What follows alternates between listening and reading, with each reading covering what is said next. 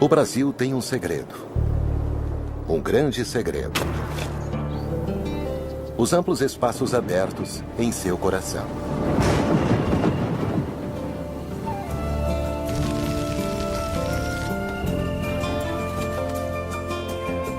O país é mais conhecido por suas florestas tropicais na Amazônia. Embora menos conhecidas, as planícies centrais são o lar de alguns dos mais extraordinários animais da Terra.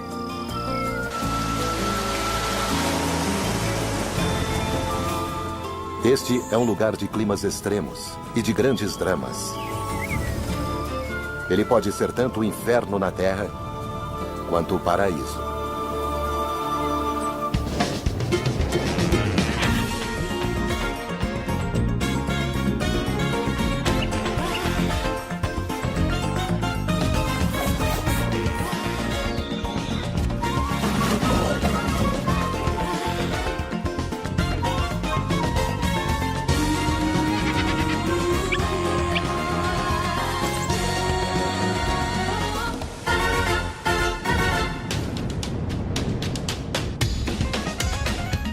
Brasil Selvagem.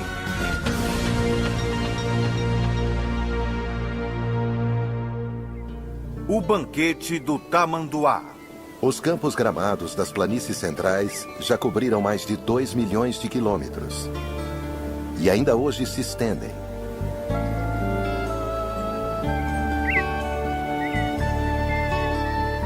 Isso torna esta região do Brasil 10 vezes o tamanho do Serengeti. E os animais que vivem aqui não podiam ser mais estranhos.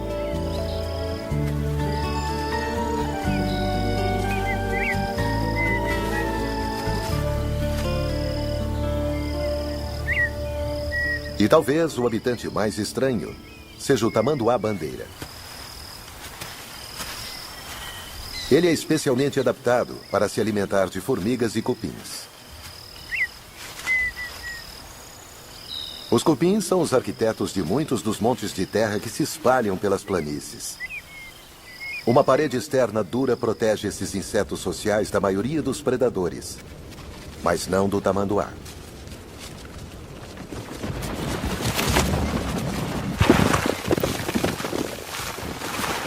Ele tem pernas dianteiras fortes, dotadas de garras enormes.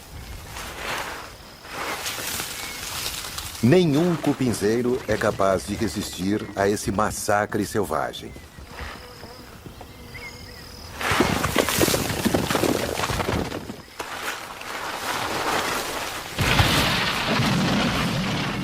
Depois que a parede é rompida, o tamanduá extrai os insetos com sua língua comprida e grudenta.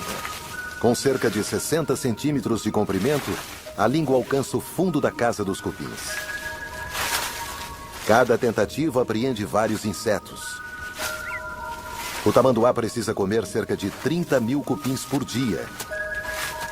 Mas ele só fica em cada cupinzeiro tempo suficiente para engolir pouco mais de 1000. A razão são os próprios cupins. Soldados bem armados atacam qualquer intruso, independente do tamanho.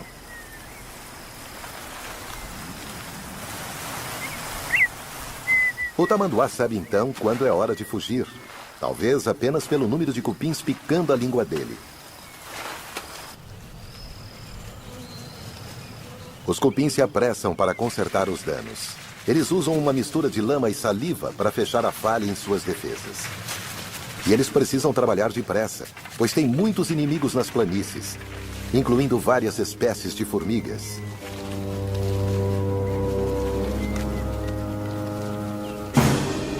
Mas desta vez, os cupins foram lentos demais. Um grupo invasor de formigas descobre a abertura no cupinzeiro e ataca. As formigas estão em maior número que as defesas dos cupins.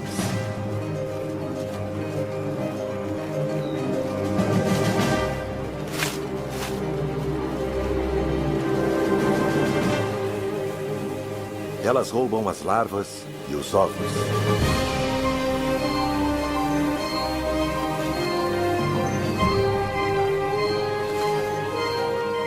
Tudo parece perdido.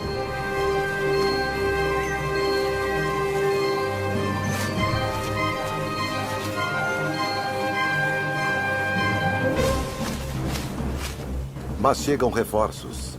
E os soldados cupins reagem. Seu único papel na vida é defender seu lar. E eles estão preparados para morrer em nome da salvação da colônia.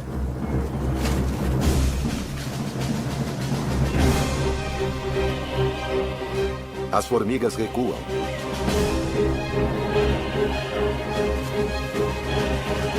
O conflito foi terrível. As mortes, muitas. Mas a colônia irá sobreviver. Os cupins redobram seus esforços.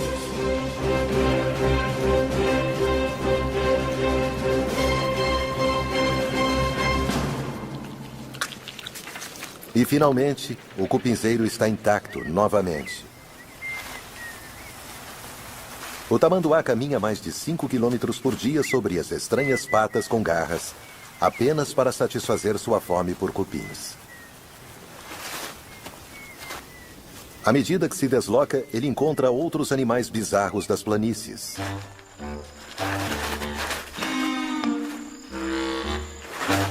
Se os cupins são os arquitetos das planícies, os tatus são os engenheiros. Eles estão constantemente cavando, tanto em busca de alimento quanto de abrigo. Túneis antigos não ficam vazios por muito tempo. Corujas buraqueiras logo reclamam estas residências.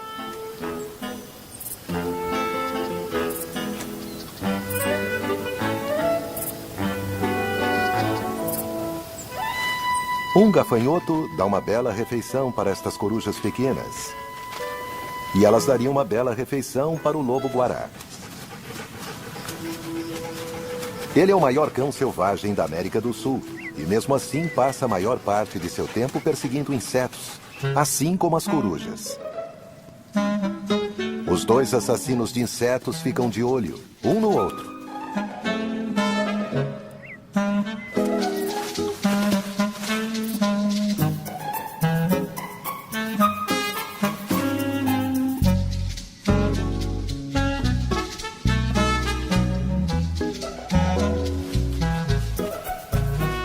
O lobo-guará precisa caçar sozinho, pois aqui não há rebanhos de grandes vegetarianos para sustentar uma alcateia. Este é um dos mistérios das planícies brasileiras. Por que tão poucos grandes animais? Onde estão os rebanhos? Pastagem não falta.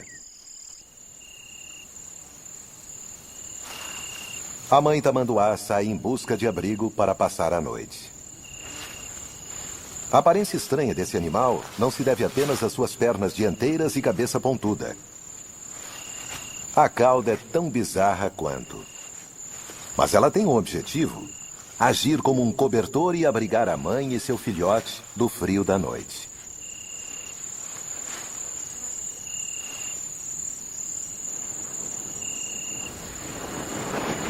Depois de uma longa caminhada em busca de cupins, a mãe precisa dormir.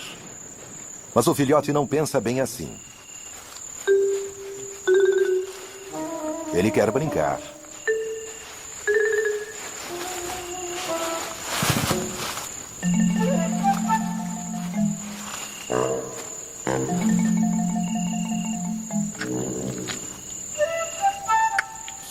Está faminto e curioso.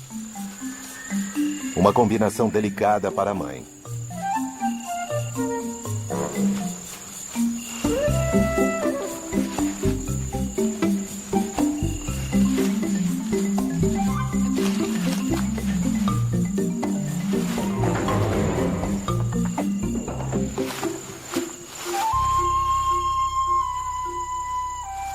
O filhote alcançou uma idade perigosa.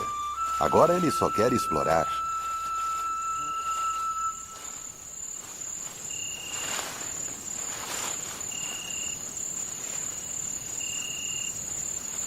Por enquanto, ele está contente de ficar aquecido junto à mãe.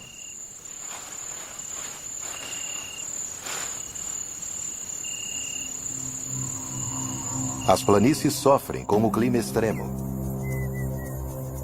À medida que os dias passam, elas ficam cada vez mais secas e um lugar mais difícil de se viver. Mas ao norte e leste, o cerrado é ainda mais cruel. A planície gradativamente se transforma em uma paisagem estranha.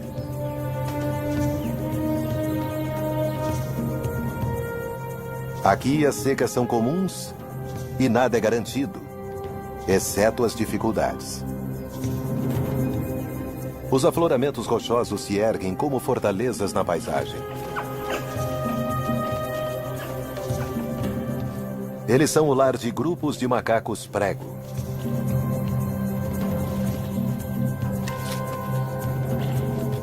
Esses macacos usam sua curiosidade e inteligência para encontrar alimento, até mesmo nos locais mais improváveis.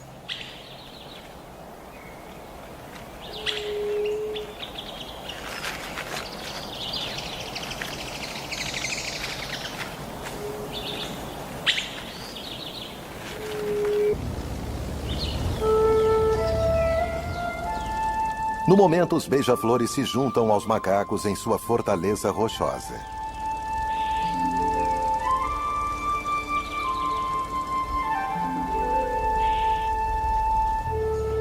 Eles brigam entre si e tomam cuidado, evitando as ferozes vespas.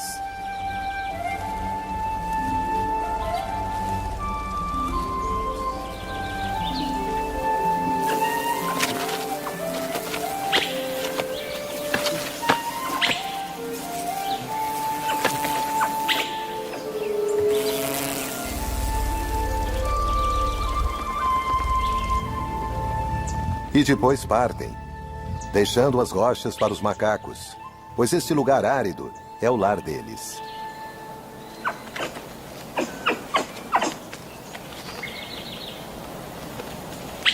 O macho alfa é o líder do grupo.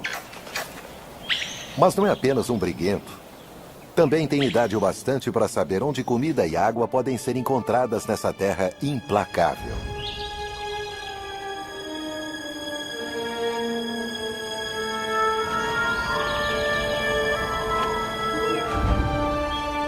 A chuva escassa que cai se acumula na base dos penhascos e aqui as fontes oferecem uma água preciosa.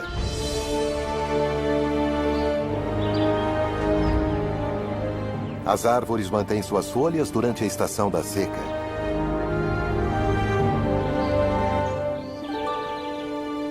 O macho alfa levará seu grupo para a Terra Prometida, mas o caminho não é fácil. As fontes estão secando.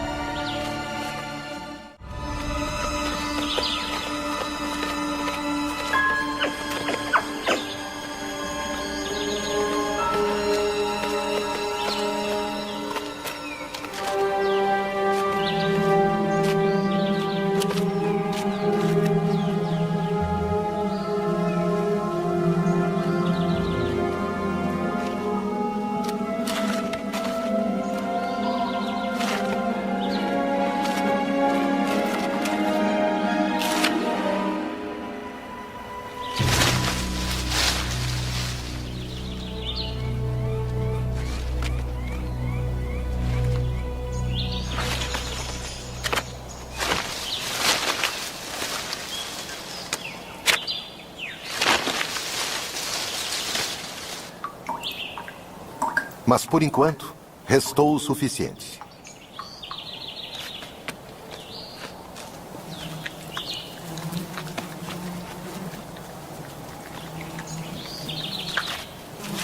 Restou alimento também.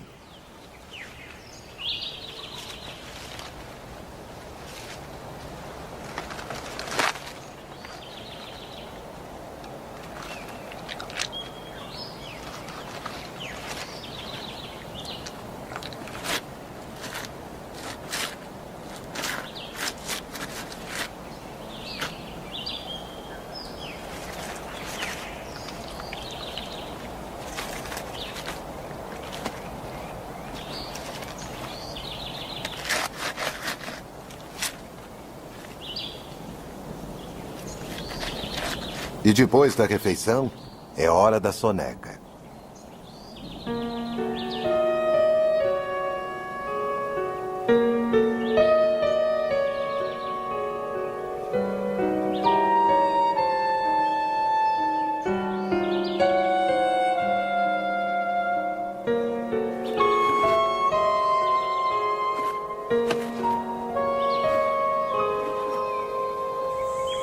Perto dali, outros animais encontrados apenas no seco Nordeste encontram modos de conviver com os problemas dessa terra austera.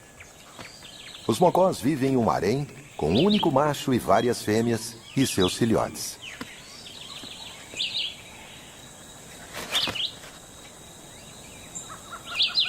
O macho vigia uma pilha de rochas e as árvores ao redor.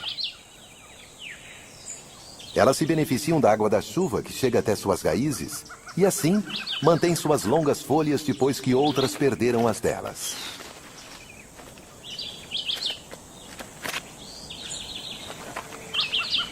E esta é a chave para a sobrevivência dos mocós. Eles comem essas folhas o ano todo, a menos que a estação da seca se transforme em uma grande estiagem.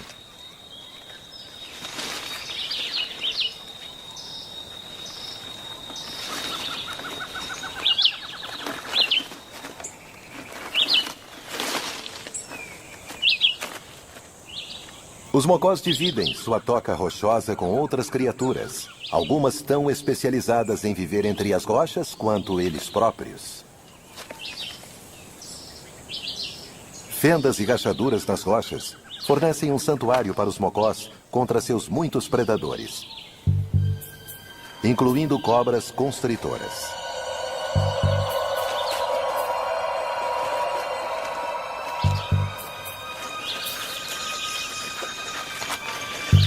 A cobra se aproxima e os mocós dão um alerta, avisando os outros mocós ao redor da pilha de rochas.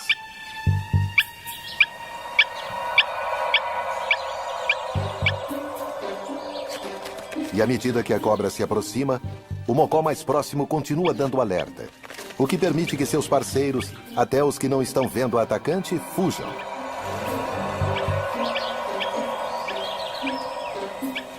Com este avançado sistema de alerta, os mocós sobrevivem para poder comer um outro dia. Mas o alimento está ficando escasso. As chuvas agora são uma memória distante. Os macacos descascam as árvores em uma busca desesperada por insetos.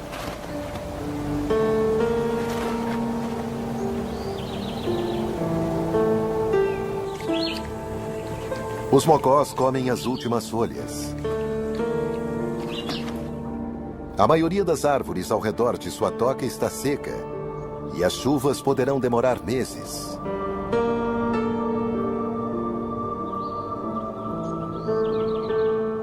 Nas planícies também a estação da seca está castigando.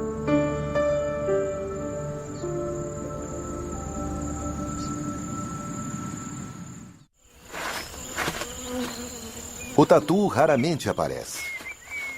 Ele é um animal normalmente noturno, mas a fome o fez sair da toca sob o calor do dia. Todas as criaturas estão esperando pelas chuvas. Mas por enquanto, a vida segue difícil. O tamanduá fêmea carrega seu filhote em sua busca infinita por alimento.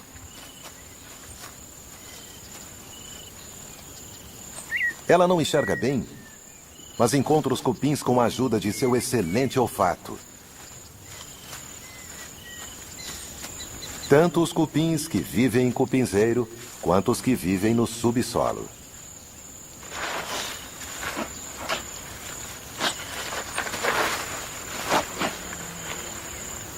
Depois de algumas lambidas, está na hora de partir.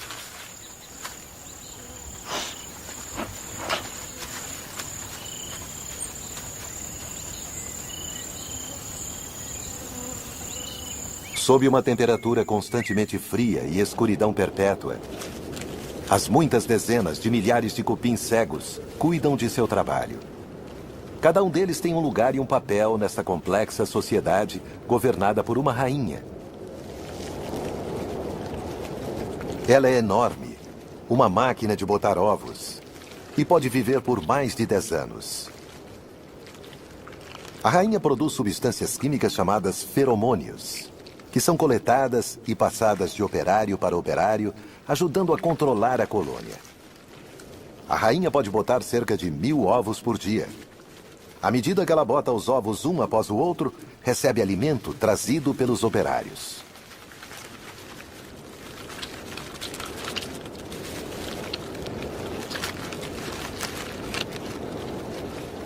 Os ovos são levados para câmaras especiais e recebem cuidados dos operários.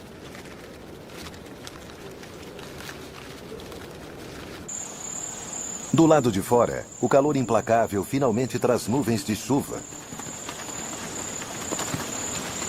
Finalmente chega a época das chuvas.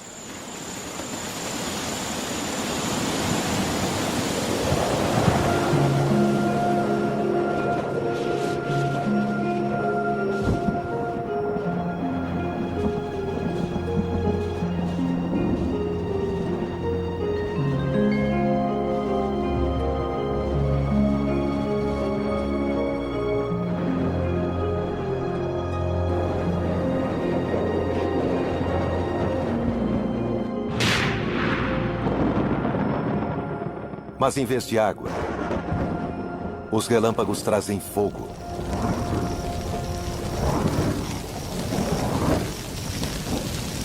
Os incêndios se espalham rapidamente através da grama seca. Os cupins estão a salvo em sua casa, bem fresquinha, isolados pela parede de lama.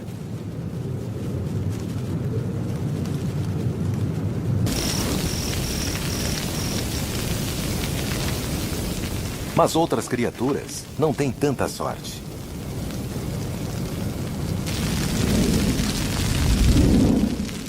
Uma coruja está fora da trilha do perigo, em uma antiga toca de um tatu.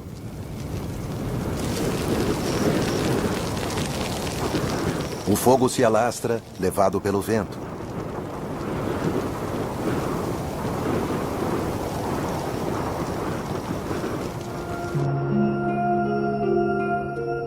A luz da manhã revela uma cena de devastação.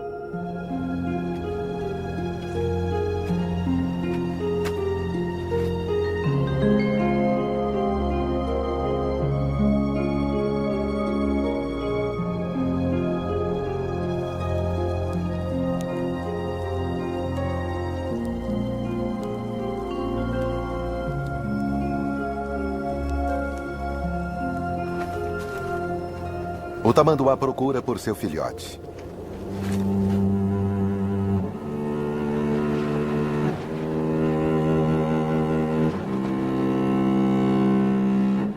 Mas ele está morto. Vítima do incêndio alimentado pelo vento.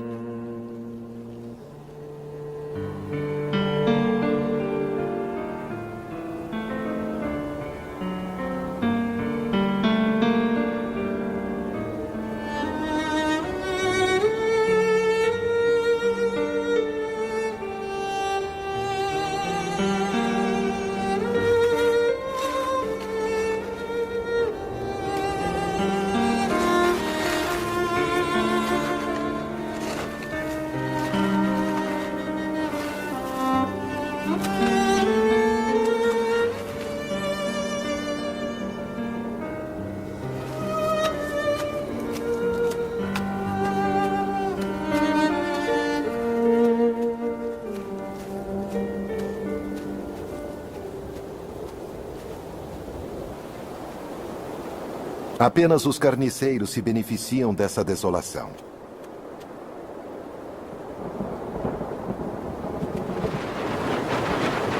Outros relâmpagos.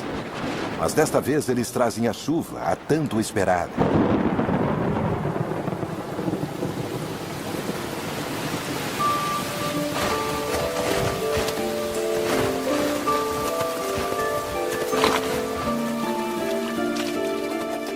Brotos de grama emergem das cinzas. Em poucos dias, a grama começa a ficar verde. A terra está transformada, de inferno para um paraíso terreno.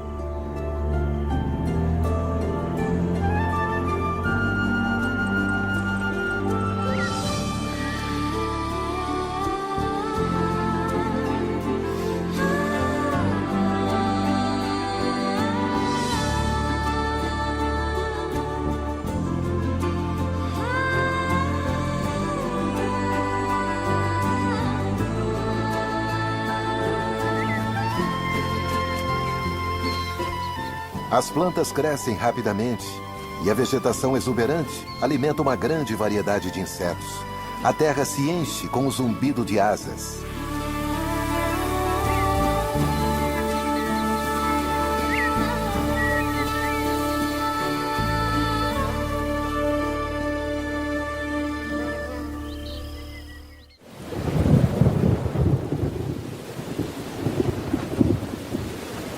E a chuva continua durante semanas.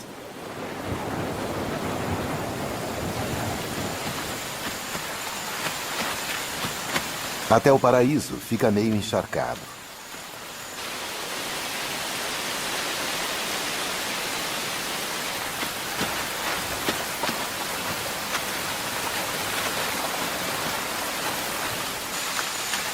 Agora os reis e rainhas dos cupins fazem seu voo inaugural.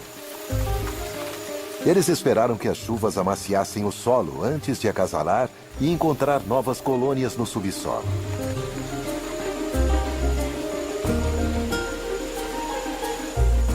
Pode haver mais de 100 cupinzeiros por hectare, e o céu se enche com milhares de cupins. As vastas nuvens de proteínas aladas não passam despercebidas.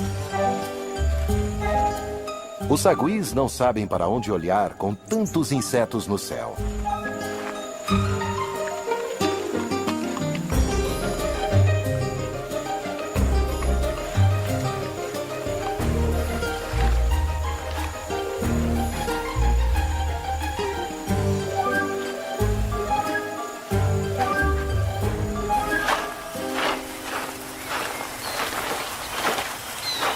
Os tamanduás tiram o máximo proveito desse breve momento de abundância e se refestelam com os cupins alados.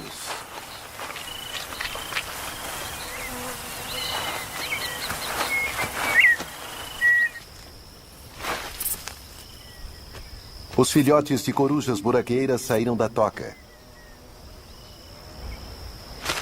Eles aprendem depressa a caçar insetos.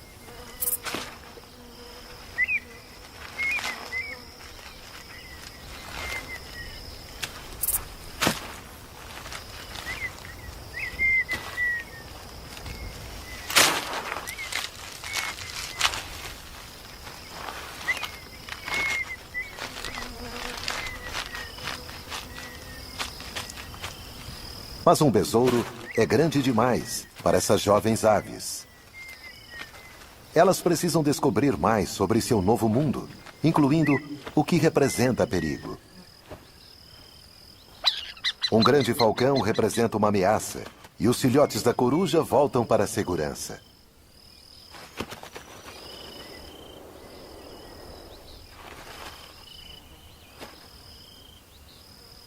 As corujas jovens não são os únicos filhotes perambulando por aqui. A ema é a maior ave da América do Sul.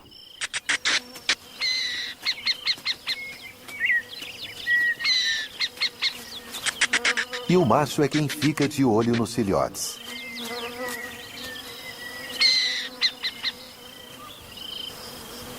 As pastagens estão em seu auge.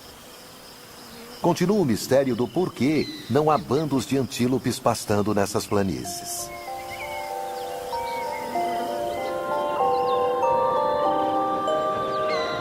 Mas é nas noites úmidas da estação de chuvas que acontece um extraordinário espetáculo. Os vagalumes lotam as paredes externas das casas dos cupins.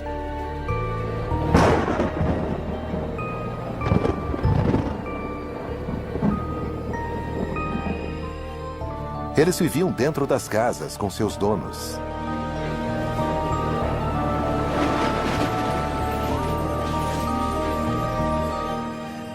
E agora as luzes deles atraem insetos que por ali passam.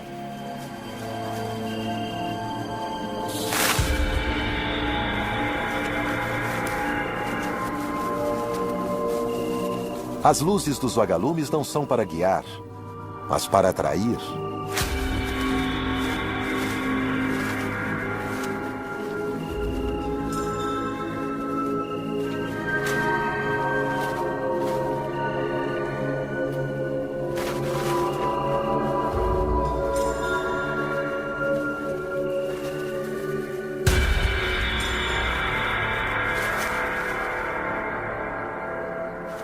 Essa exibição dura várias semanas.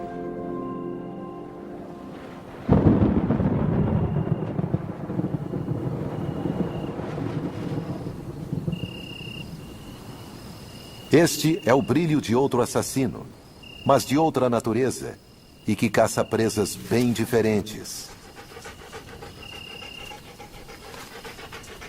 Os lobos-guará são ativos durante a noite, seu período favorito. O lobo sentiu cheiro de comida, mas não são insetos. É uma fruta.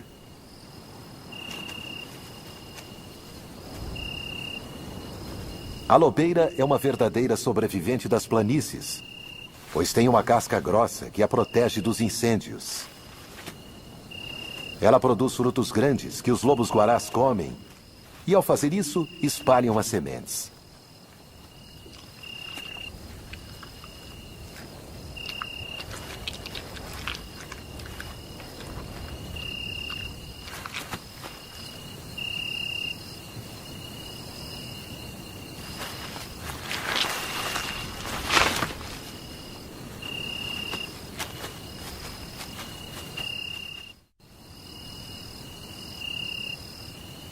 Outras criaturas também saem à noite.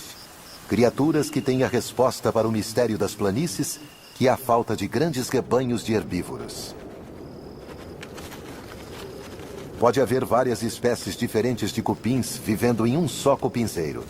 Todos eles são alimentados por operários que saem na escuridão da noite.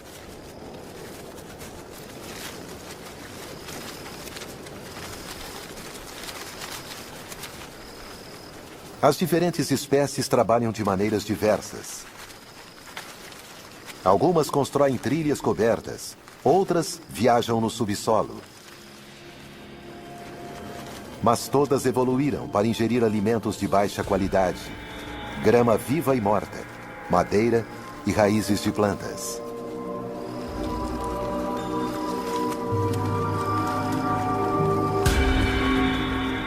Cupins são capazes de consumir gramas com baixo valor nutricional e que não sustentariam grandes rebanhos de animais.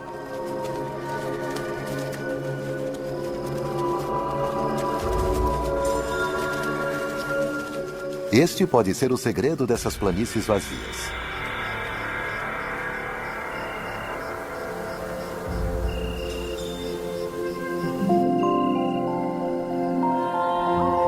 O lobo-guará retorna para alimentar seus filhotes.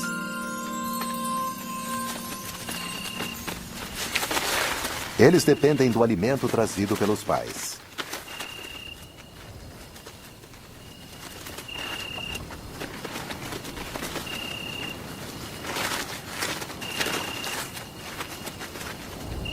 Estes filhotes só conseguirão se virar sozinhos depois de um ano.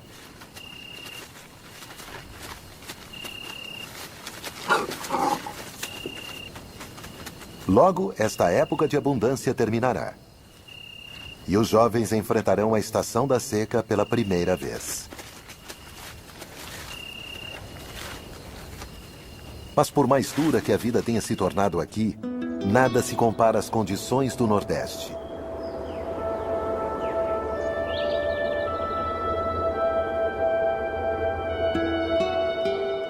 Aqui não tem chovido. E poderá não chover durante muitas semanas. Cada dia só traz mais sofrimento. O sol aquece as pedras a até 50 graus Celsius. A maioria das árvores já perdeu as folhas há muito tempo, em uma tentativa de sobreviver à seca cada vez mais severa. Para os jovens macacos do bando, nem as árvores da base dos penhascos, as que têm folhas, oferecem alimento. O buffet de sempre está vazio. O grupo é forçado a viajar para longe de sua fortaleza em uma busca desesperada por água.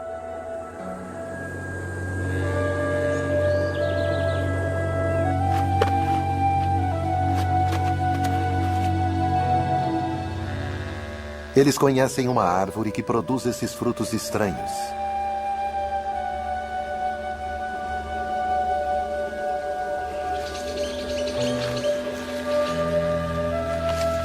Os macacos fazem um buraco nos frutos e depois bebem o precioso líquido de dentro.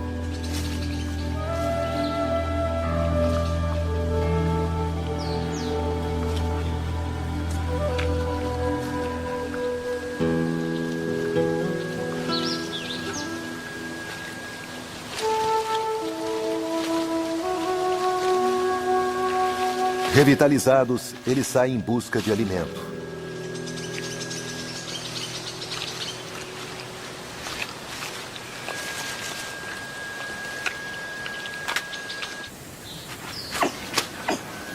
Mesmo na pior das crises, há uma rica fonte de alimento para os macacos prego: cocos. O problema é que precisa quebrar a casca dura.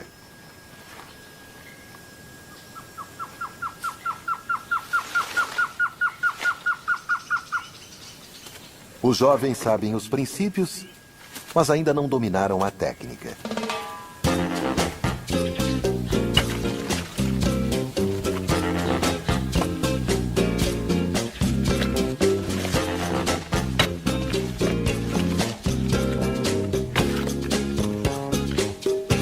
A frustração toma conta do bando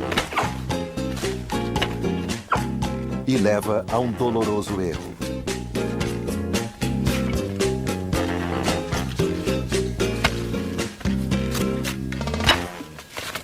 Os jovens aprendem com seus erros observando os machos adultos em serviço. Primeira lição: você precisa testar a pedra para ver se ela é forte o bastante para o trabalho. Esta não é. Os macacos sabem caminhar sob duas pernas, e isso é importante porque libera as mãos para carregar pedras que podem pesar mais de um quarto do corpo de uma dessas criaturas.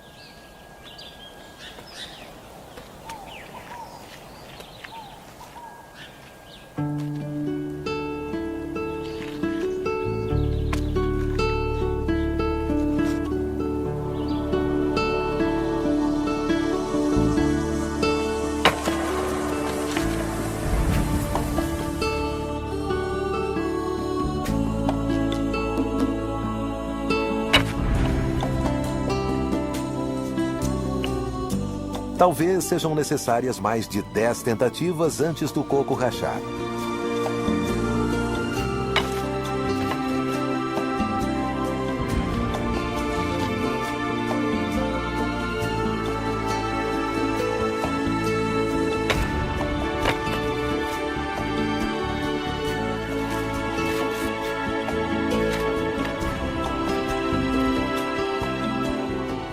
O sucesso não é apenas uma questão de inteligência. Pois quanto maior o macaco, mais pesada é a pedra que ele consegue levantar.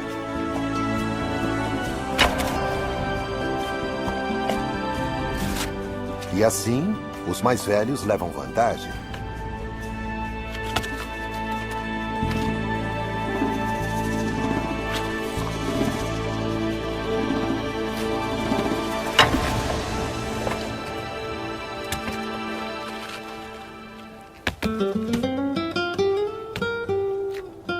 Finalmente, sucesso.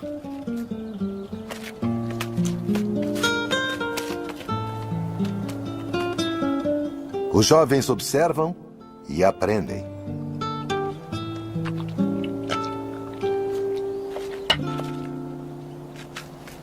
Os macacos prego, com sua inteligência, encontram uma maneira de viver nesse local difícil, mesmo durante a pior das secas.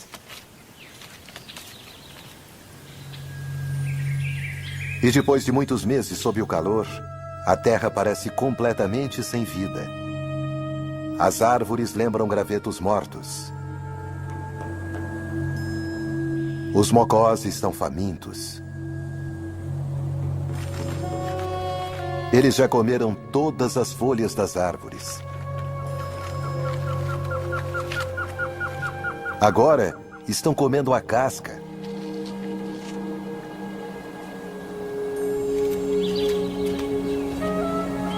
As criaturas do norte são capazes de suportar grandes privações. A menos que chova em breve, haverá muitas mortes.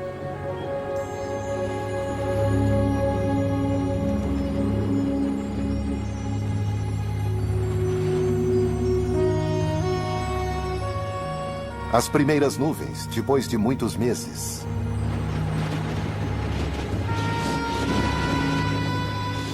Amanhã traz mais esperança.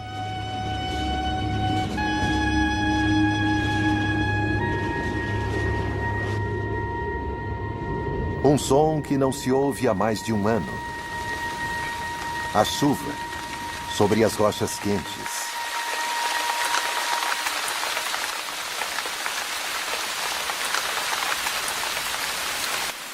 Será tarde demais para os mocós? A água cai dos penhascos, barulhenta, sobre as planícies secas.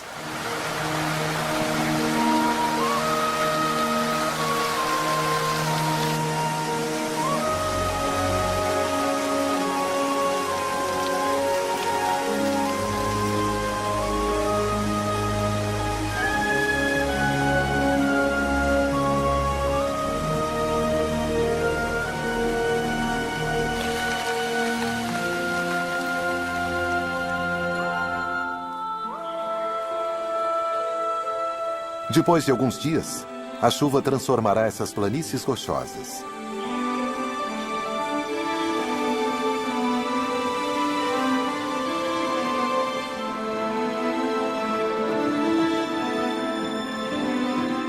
Durante alguns meses, esta será uma terra generosa.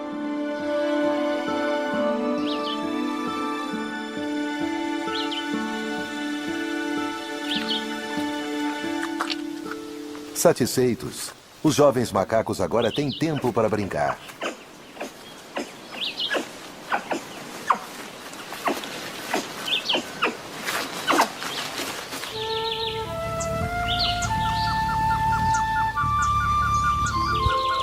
Os beija-flores reaparecem.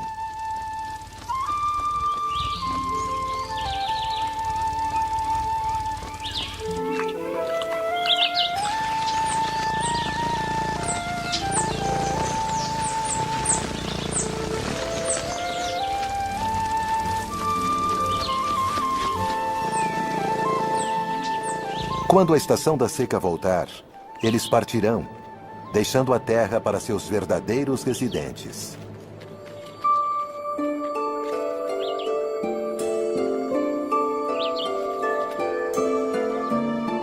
As planícies centrais do Brasil são cruéis e pouco conhecidas, mas forjaram animais estranhos com adaptações bizarras e maneiras inteligentes de viver.